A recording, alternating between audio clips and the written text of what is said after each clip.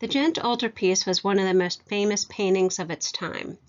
Completed in 1432, done by Jan van Eyck and possibly his brother Hubert. This is the altarpiece closed, showing the two outer shutters.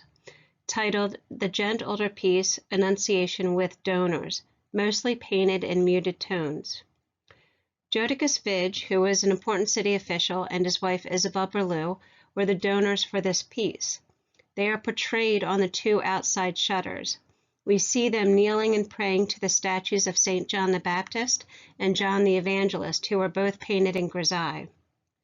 Grisaille is a style of monochromatic painting in shades of gray. Above them, above the donors, we see Gabriel on the left and Mary on the right. Words are painted on the surface that are coming from Gabriel the angel, stating, "Hail, full of grace, the Lord is with thee." And Mary returns by saying, "Behold the handmaid of the Lord." Mary's response is painted upside down because it is directed to God, who hovers above her head, represented by the dove of the Holy Spirit. The top smaller irregular shaped compartments show sibyls, which are spiritual psychics, and prophets who show scrolls of their predictions of the coming Christ.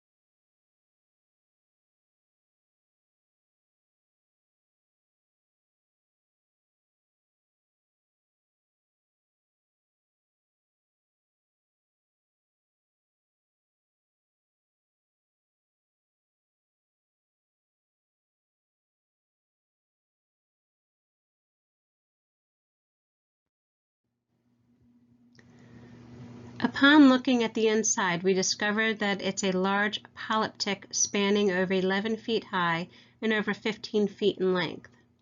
The shutters were normally open on Sundays and feast days. Inside has more energetic and vibrant colors. This multi-paneled altarpiece has an inscription on the frame identifying both Jan van Eyck and his brother Hubert.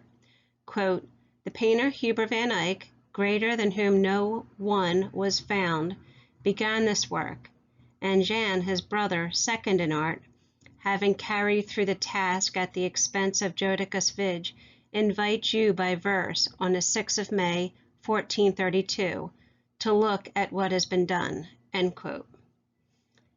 At the top center is God, who sits on his throne wearing a red robe. On either side, we see the Virgin Mary and John the Baptist holding open books.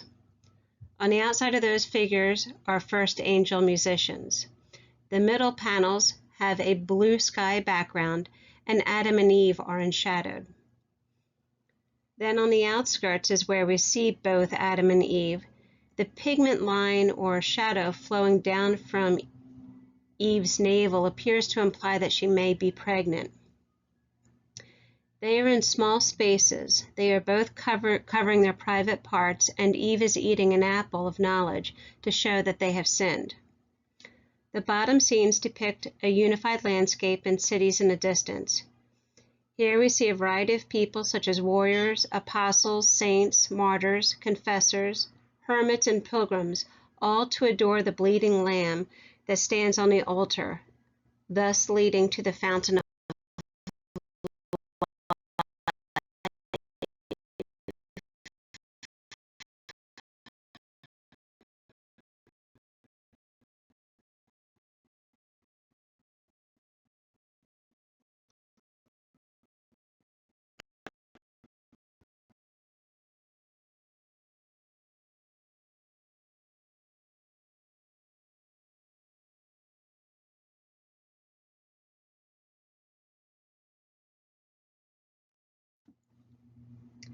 Roger van der Weyden created this altarpiece titled Deposition between 1435 to 1438.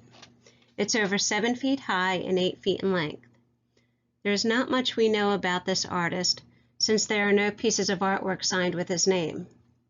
Although no signed paintings by Roger van der Weyden exist, art historians use the subject of the deposition to establish the characteristics of his art.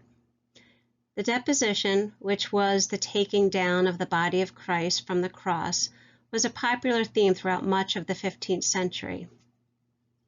Here we see this scene of the deposition. These are near life-size painted figures who are painted in such detail that they seem to enter into the viewer's space. Jesus' corpse dominates the composition. His curved body is echoed in his mother Mary's body as if she too died on the cross. To the right, we see Mary Magdalene clutching her hands in anguish.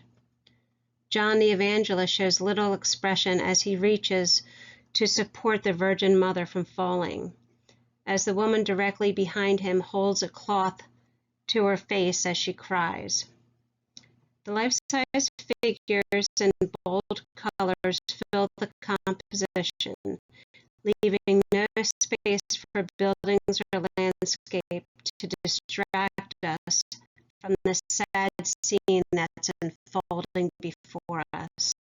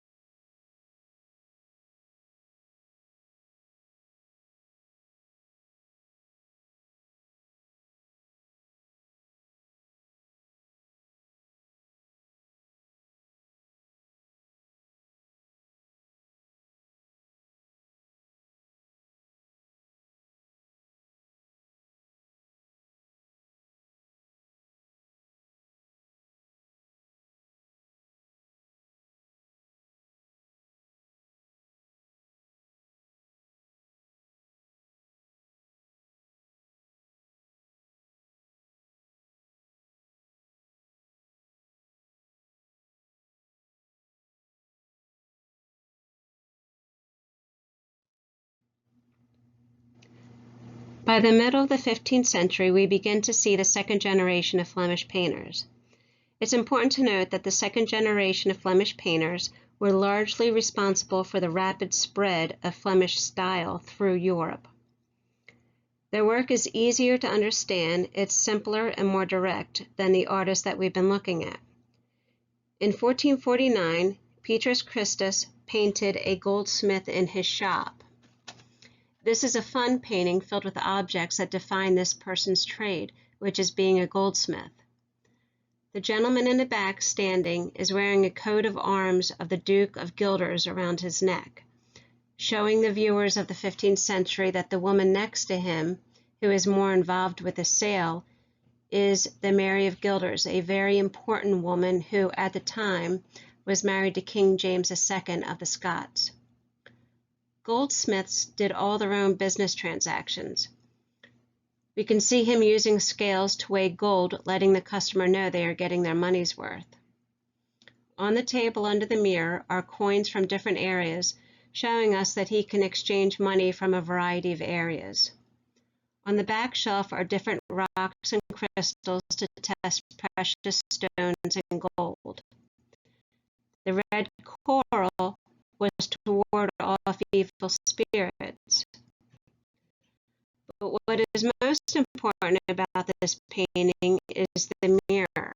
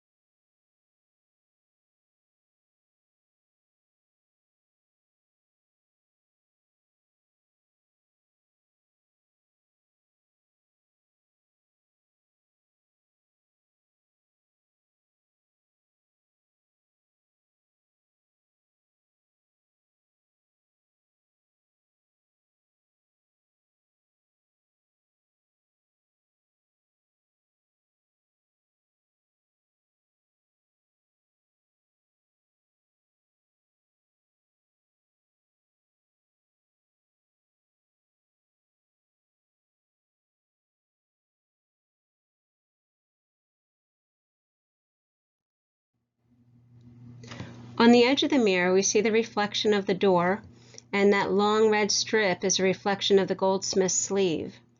In the mirror, we can see two people outside the shop, letting us, the viewer, see inside and outside of the store at the same time. So the mirror is the feature that is used to unite the interior and exterior spaces, and it draws the viewer into this painting of the goldsmith in his shop. This is just a fun comparison to let you know that this mirror may have been inspired by Van Eyck. This next painting is titled Portinari Altarpiece by Hugo van der Goes. It's dated from 1474 to 1476. This opened altarpiece triptych, showing all three inside panels, is one of Hugo's major works. It is also one of his largest, being over 8 feet high and 10 feet in length. This piece was commissioned by Tommaso Portinari, and as with many people who have funded religious work, he and his family are portrayed in this piece. We see Tommaso and his wife and 3 children kneeling in prayer on the wing's interior side panels. On the left panel behind Tommaso and his son are 2 saints, and on the right panel behind the wife and daughter are Margaret and Mary Magdalene. In the center panel is the Nativity, called The Adoration of the Newborn Christ Child by Mary and Joseph. Around them we see angels and shepherds. In the background there are 2 groups entering in from Bethlehem. Here we see the use of atmospheric perspective to show us the distance in the landscape. One of the important things to take from this painting is that atmospheric perspective is a naturalistic device Hugo van der Goes uses. Flemish artists, with their complex symbolism, sensual and luminous colors and texture, along with their atmospheric space that they create in their paintings, made their works famous and in demand not only in Flanders, but in other countries outside of Flanders.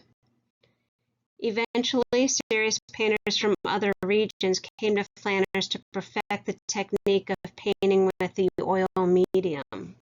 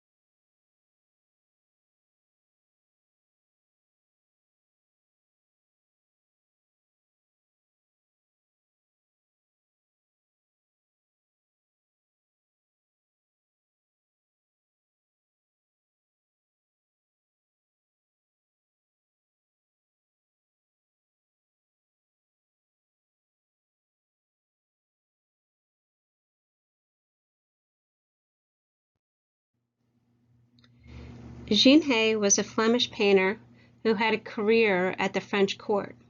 This piece, titled Portrait of Margaret of Austria from 1490, shows the 10-year-old girl Margaret kneeling in front of two windows that show the lush country landscape. This expensive velvet outfit and jewelry signifies her wealth and importance. Margaret is not looking out at the viewer. She is not engaged in an activity.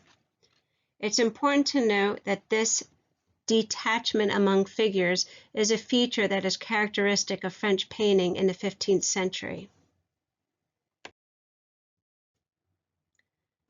The building of great cathedrals from the 14th century has all but ended, but the population was growing and therefore there was still a need to build.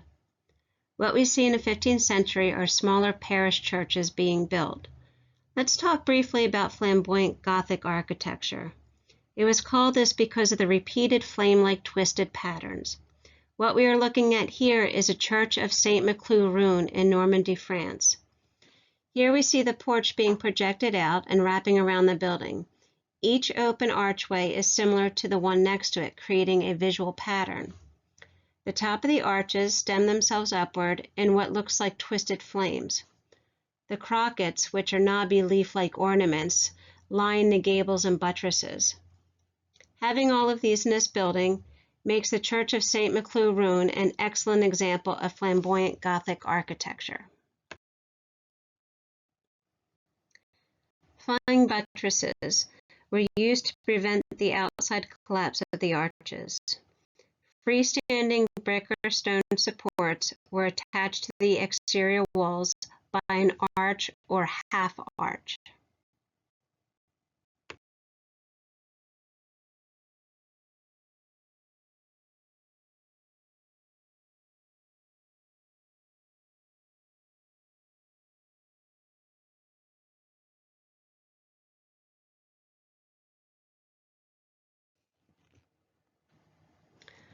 Crockets are a stylized knob used as decoration along the outer angles of spires, pinnacles, gables, and around capitals in Gothic architecture.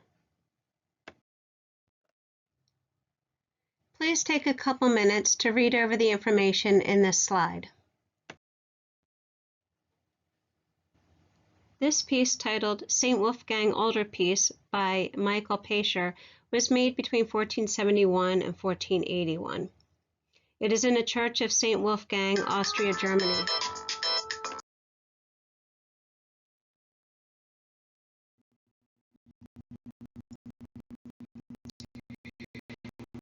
This piece, titled St. Wolfgang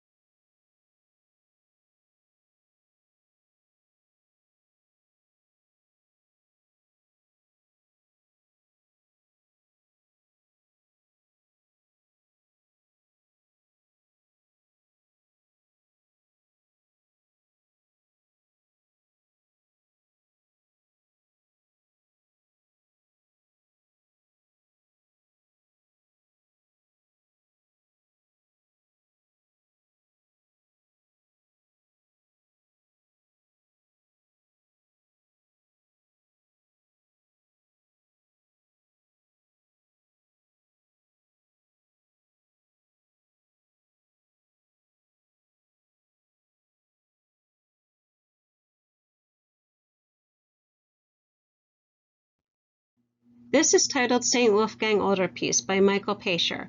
It was made between 1471 to 1481. It's in a church of St. Wolfgang in Austria, Germany. This altarpiece has polychromed wood carvings and sculpture. We see it above the piece and in its centerpiece, which is extremely busy. The composition is filled with figures, objects, and architectural elements, painted in reflective gold, adding to the already busy composition. In the center of St. Wolfgang's altarpiece, we see a scene of paradise, showing Jesus crowning his mother Mary, the Queen of Heaven. The side panels are painted of local saints. It's important to note that patrons in Germanic lands preferred altarpieces that featured polychromed wood sculpture.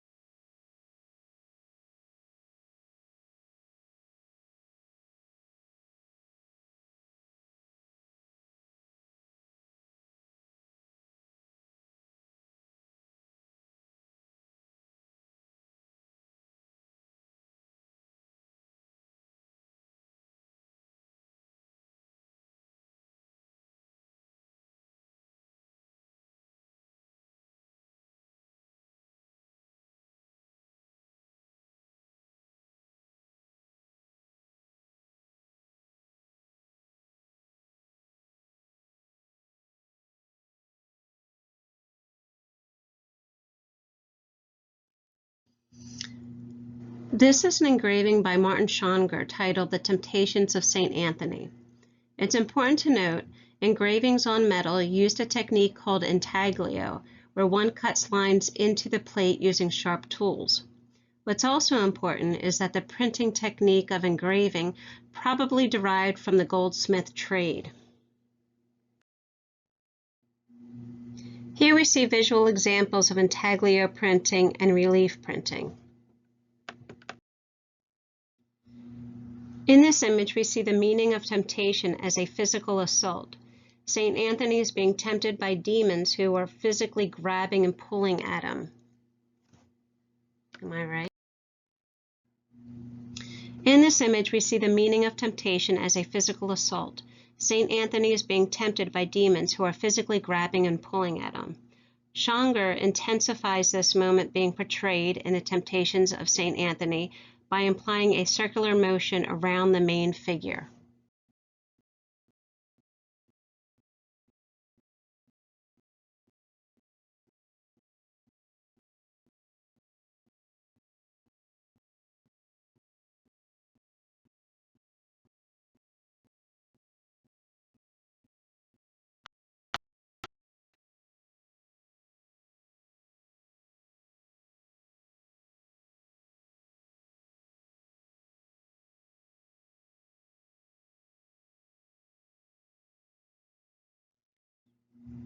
Books before this time used to be painstakingly hand-copied. However, during this rebirth and quest for learning, people began to experiment with faster and cheaper ways of reproducing and creating books. One important thing that came out of these experiments was movable type printing. It was first achieved in a workshop of Johann Gutenberg in Germany. What we're looking at here is a page from the Nuremberg Chronicle, which was a book about the history of the world. This image is a woodcut illustration of the city of Nuremberg. In the history of printed books, the Nuremberg Chronicle represents the complicated collaboration among scholars, artists, and investors. It was published in 1493. 2,500 copies were made. Nuremberg was an important city at this time. It will also be important to many artists in the 16th century, which we will talk about